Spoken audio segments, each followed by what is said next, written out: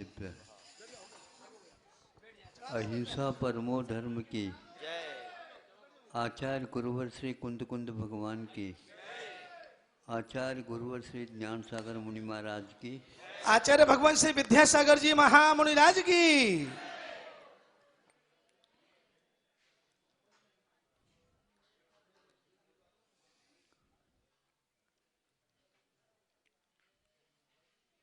आप लोगों को देखने के तो उपलब्ध होता है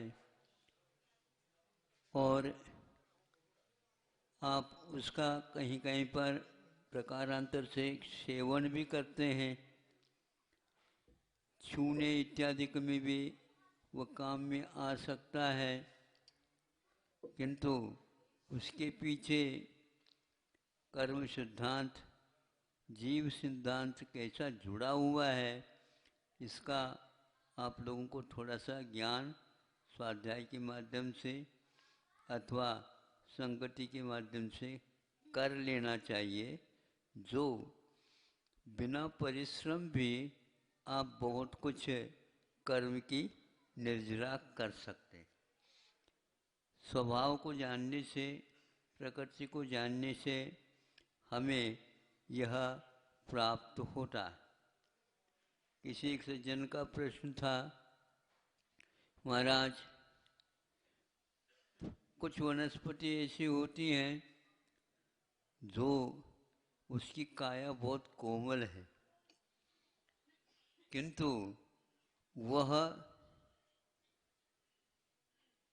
कठोर से कठोर, भयंकर से भयंकर सूर्य के आताप को सहन कर लेता है। उसी प्रकार शीत लहर को सहन कर लेता है। इसी प्रकार वो पानी में रह करके भी हमेशा हमेशा खिला हुआ खुला हुआ मिलता है, और आपके लिए थोड़े से पानी न मिले मुरझा जाते हैं। आप ठीक है या वो ठीक है? बताओ, है आप भी जीव और वो भी जीव। आप पंचेंद्रिय हैं, संज्ञी हैं, समझदार हैं, और वह कुछ भी नहीं है, लेकिन फिर भी आपके जीवनोपयोगी बना हुआ उसके भी आप उपकार मानते हो क्या? नहीं मानते? केवल गर्दन करने से थोड़ी होता है। आप यदि उसके ऊपर दया करते हैं तो उसको बचाने के कारण आपको बहुत कुछ कर्म निर्जरा तो मिलेगी ही, और ऐसे कर्मों के बंद होंगे जिसके माध्यम से मोक्ष मार्ग में सुविधा, और जिसको बोलते हैं आप लोग, प्राप्त कर सकते हैं। आप बैठे हैं, पांचों इंद्रियां एक प्रकार से आपकी काम कर रही हैं, बैठे हुए भी, क्योंकि स्पर्शनेंद्र के माध्यम से हवा, धूप, शीत आदि आदि का सेवन हो रहा है। इसी प्रकार बैठे हैं, इधर उधर देख भी नहीं रहे, लेकिन फिर भी देखने में आ रहा है। इसमें ये सारे सारे पंचेंद्र के विषयों के सेवन करने के उपरांत भी आप उसमें यदि हर्ष विषाद नहीं करते, उस संबंधी यदि आप उसको मादक स्वभाव के रूप में स्वीकार करते हैं, तो आगे आपके लिए साधना का एक अभ्यास अभी से प्रारंभ हो सकता है। आगे आप नहीं भी करते हैं तो भी सामान्य व्यक्ति के समान नहीं, किंतु विशेष व्यक्ति के समान आपको कर्मों की निर्जरा होती हुई सिद्धांत ग्रंथों में ऐसा ही उल्लेख मिलता है। जो व्यक्ति तत्संबंधी त्याग करता बुद्धिपूर्वक, तो उसको वह सेवन नहीं करते या करें तो भी उसके तत्संबंधी निर्जरा अवश्य होती है। कर्म निर्जरा, कर्मों का संवर, ये दोनों एक प्रकार से मोक्ष मार्ग में हेतुभूत है। और इससे विपरीत पापाश्रम आदि का जो होता है उसकी निर्जरा करने के लिए भी कारण है, और पाप को पुण्य के रूप में परिवर्तित करने का एक और बड़ा काम आपके द्वारा होता है। कितने रसायन है, रसायन शास्त्र चलते हैं, संसार में विज्ञान चलता है, अनेक प्रकार के रसायन के माध्यम से उनके गुणधर्म इत्यादि में परिवर्तन लाया जाता है। उस विज्ञान को समझना चाहिए। आपको लिए जो भयानक दुख मिलने वाला है अथवा बहुत अच्छा सुख मिलने वाला, उन दोनों में भी एक थोड़ा सा आपका आत्मा का परिणाम होता है, पुरुषार्थ होता है, तो हलचली मच जाती भीतर। पाप का पुण्य के रूप में परिणत करना किसी रसायन शास्त्र की वश की बात नहीं है, केवल आपके परिणामों की आवश्यकता। स्वाध्याय करने से, जैसे दुकान चलाते समय आप लोग भिन्न भिन्न देशों से संपर्क स्थापित करके अनेक प्रकार के सहयोगी यंत्रों के उपयोग करके उससे लाभान्वित होते हैं, उसी प्रकार सिद्धांत को, स्वभाव को, कर्म प्रकृति को समझने वाले ज्ञानी लोग ये किसी गुफा में भी बैठे हैं, लेकिन उनका रसायन शास्त्र का ज्ञान होने के कारण इस ढंग से आत्म पुरुषार्थ करते हैं और बैठे बैठे रहते हैं, लेकिन बैठे बैठे ही वह मोक्ष मार्ग पर चलते रहते हैं। बैठे हैं लेकिन वह आसन है उनका, बैठे हैं, उनकी वहाँ मनोवचन काय की चेष्टा है, वह इधर उधर न जा करके सीधे ही चलते रहते हैं। उसके परिणाम स्वरूप आप कितनी भी तपस्या करो, एक मुनि महाराज शांति से बैठे, ऐसे कुछ भी नहीं कर रहे हो, नहीं समझे, फिर भी आप लोगों की अपेक्षा से वहाँ पर बहुत बड़ा परिणाम के माध्यम से कार्य होता रहता है। परिणाम एक प्रकार से क्या कहलाता है, 365 दिन अध्ययन करो, परिणाम क्या निकला, परीक्षा में उत्तीर्ण नहीं हो सका तो परिणाम गलत निकला। निकला तो सही, क्योंकि विधिवत नहीं करने से ऐसा होता। हम ज्ञान के माध्यम से थोड़ा सा भी संयम धारण कर लेते हैं तो वह बहुत कुछ लाभान्वित आपको कर देता है। आप बैठे हैं तो एक प्रकार से प्रत्येक शरीर जिसको बोलते हैं, अभी आज सुबह सुबह चर्चा के दौरान कुछ लोगों को ये मिला है, और भी जनता काफ़ी है, दोबारा भी सुन ले तो अच्छा ही लाभ भी होता है। हाँ, तो याद तो होता है, लेकिन दूसरे को याद दिलाने के लिए नहीं होता है, प्रयोग करने के लिए होता है। सुनो, तो अब आपका प्रत्येक शरीर होता है, प्रत्येक शरीर का अर्थ ये है, एक जीव एक शरीर का स्वामी होता है। आप दूसरे के यहाँ किराए से नहीं रह रहे हैं, किंतु आपके आधार पर बहुत सारे जीव, बहुत का मतलब एक प्रकार से निगोद जीव होते हैं, वह आपके शरीर पर आधारित है। आचार्यों ने कहा है कि ध्यान करने से शरीर दीप्त भी होता है, तप्त भी होता है, और एक प्रकार से शुद्धिकरण भी उसका होता है, किंतु मुख्य रूप से यह है कि आपके भीतर ऐसे जो जीव कीटाणु है वो सब निष्कासित अपने आप ही भागने लग जाते हैं। कुछ ऐसे कीट निरोधक औषधियों का प्रयोग करते हैं, निरोधक नहीं समझे, कीटनाशक नहीं, कीट निरोधक, जीव जंतु वहाँ से हैं तो वो निकल जाए अथवा उत्पन्न ही ना हो। तो आपके शरीर में भी कुछ ऐसे जीवाणु प्रविष्ट हो जाते हैं कभी कभी, या वहीं पर उत्पन्न हो जाते हैं। वह आप तपस्या करेंगे, आपको मानना पड़ेगा, वो सारे जीव अपने आप ही चिकित्सा के द्वारा जैसे रोग ठीक हो जाते हैं, उसी प्रकार तप के द्वारा भी रोग क्या होते हैं, ठीक हो जाते हैं। ये विश्वास का काम है और यह दृढ़ता का काम है। जिन जिन चीज़ों जिनके द्वारा आप लोगों का रोग बढ़ा है, शरीर में भयानक हुए हैं, वह तपस्या, रस परित्याग, ऊनोदर मिने कम खाना। देखो, ज़्यादा खाना रोग के लिए कारण है और कम खाना आरोग्य के लिए कारण है, और ज्ञानपूर्वक करना यह वैराग्य अथवा कर्म निर्जरा के लिए कारण। आप तीनों लगाओगे हेतु तो तीनों के माध्यम से फिर तो तालियां आपके ऊपर लोग बजाएंगे, क्योंकि जय जयकार होता है तो इसलिए जय जयकार होता है।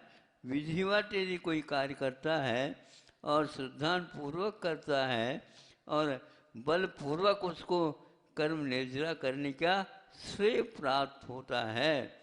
इसलिए कि ज्ञान करने से, आस्था रखने से, विधिवत कदम उठाने से मोक्ष मार्ग पर ज़्यादा परिश्रम नहीं होता। अब परिश्रम के द्वारा जो कर्म बंद हो जाते हैं अनेक प्रकार के भयंकर, उनकी भी हानि अपने आप होती है। अभी अभी हमें एक लेख पढ़ने को उपलब्ध हुआ, वैज्ञानिक युग है, भारत इसमें बहुत पीछे है, ऐसा उन लोगों का कहना है, और भारत तो स्वीकार कर लेता है उसको गर्दन हिला करके, हाँ हम बहुत पीछे हैं। किंतु ये ध्यान रखना, रेलगाड़ी के पीछे जो रहता है वह कौन होता है? गार्ड का तो क्या होता है? गार्ड का अर्थ होता है रक्षक, नहीं समझे? तो वहाँ पीछे रहता है, नहीं समझे? हरी झंडी जब तक नहीं दिखेगी रेलगाड़ी हिल नहीं सकती, ध्यान रखो। ऐसा होता है। इसीलिए हमें ये सोचना है कि वह लेख पढ़ने से ज्ञात हुआ, देखो हजारों वर्ष पूर्व में भारतीय संस्कृति ने जो लिखा है, अनुभव किया, आज इन लोगों को अन्यत्र कहीं नहीं मिला लेकिन यहाँ पर मिला। उपवास के द्वारा भयंकर रोग जिसको कैंसर के रोग बोलते हैं उसका भी इलाज होता है, ये स्पष्ट उन्होंने स्वीकारता दे दी है। अब बोलो, अपनी यहाँ अष्टमी है, 14 है, एकम है, दूज है, पंचमी है, 11 है, और सब रस का त्याग नहीं भी करते हुए भी आप कर सकते हैं और अनेक प्रकार के कर्मों की निर्जरा कर सकते हैं। क्यों? उन्होंने ये हेतु दिया, उपवास करने से जिन कोशिकाओं के माध्यम से जीव को आघात पहुंच रहा है वो कोशिकाएं मुरझा जाती है और समाप्त हो जाती है। जैसे नीचे के पत्तों को, पात को आप निकालते हैं तो किसान कहता है ये निकाल क्यों रहे हैं, पत्ते को झड़ा क्यों रहे हो? नहीं, नीचे के पत्तों को झड़ाने से ऊपर के पत्तों को बल मिल जाता है, शक्ति आ जाती है, रस का संचार उसमें जल्दी होने लग जाता है, अपने आप ही नीचे को वह रोग कोई भी लगा हुआ वो समाप्त हो जाता है। इसी प्रकार उपवास करने से कैंसर की कोशिकाएं अपने आप ही मुरझा जाती है और आप स्वस्थ होने को हो जाते हैं। ये बिल्कुल उन्होंने माना। इससे स्पष्ट है कि बहुत 1-1 लाख, 2-2 लाख, 3-3 लाख, 4-4 लाख के भी सुन रहे हैं, 4.5 लाख में इंजेक्शन आता है, नहीं समझे? हाँ, जीवन पर्यंत कमाए रखो और ये इसके लिए खर्च करते जाओ, नहीं समझे? हाँ, सब अब जो है ना, बाल जो है कम करने की कोई आवश्यकता नहीं, कोई औषध आ रहे हैं उनका सेवन करो तो बाल तो झड़ जाते, अब केस लोच करने की भी कोई आवश्यकता नहीं पड़ी। तब लगा, अब ये प्रयोग की बात है, प्रयोग करने से भी ज्ञात हो गया है बहुत ही अच्छे ढंग से वह कैंसर की बीमारी, लोगों को बहुत ये लगता ऐसा कुछ नहीं, विधिवत होता है। शल्य चिकित्सा जिसको बोलना चाहिए वो अपने आप होते हैं, और औषधों को लेने से शल्य चिकित्सा भी हो जाती है। शल्य का अर्थ जो है पीड़ादायक कोई वस्तु है जो जा कर के आपके शरीर में बिना किराए दिए वो बैठ जाता है, आपको ज्ञात नहीं, और आपको क्षति पहुंचाने लग जाता है। वह भी कुछ ऐसे औषध का, आहार का सेवन करने मात्र से वह अपने आप ही भीतर से गांठ और जो कोई भी कमी है वह गल करके समाप्त हो जाता है। और इधर अब चीरा फाड़ी का नाम ही शल्य चिकित्सा वर्तमान में सुनने में आता। शल्य का अर्थ ही यही है, गांठ नहीं होता, किंतु शल्य का अर्थ है चीरा फाड़ी से ही उत्पन्न, ज़्यादा दूर हो जाता ऐसा नहीं है, किंतु उसमें कुछ ऐसे औषध या आहार का सेवन कर ले तो निश्चित हो जाता है। कुछ ऐसी क्षमता वाले औषध नहीं तो आहार है, आहार को ही औषध बनाना यह आयुर्वेद सिद्धांत है अथवा भारतीय संस्कृति की चिकित्सा पद्धति है। महाराज लोग या त्यागी लोग, श्रावक लोग हमेशा शुद्ध भोजन, शुद्ध आहार लेते हैं, पानी छान करके पी लेते हैं उस प्रकार के, और विरोधी तत्वों से बच जाते हैं, तो उनके अपने आप ही इस प्रकार के रोग शांत हो जाते हैं। शरीर को एक प्रकार से औषध देने की आवश्यकता नहीं, शोध करके भोजन करने की आवश्यकता। शोध करके तो भोजन सभी प्राणी करते हैं, क्योंकि मरण किसी को प्रिय नहीं है, जीवन सबको प्रिय है, किंतु हम उस संयम के साथ उसको यदि लेते हैं तो जीवन भी बच जाता है और जीवन का विकास भी हो जाता है। विकास करना चाहते हो?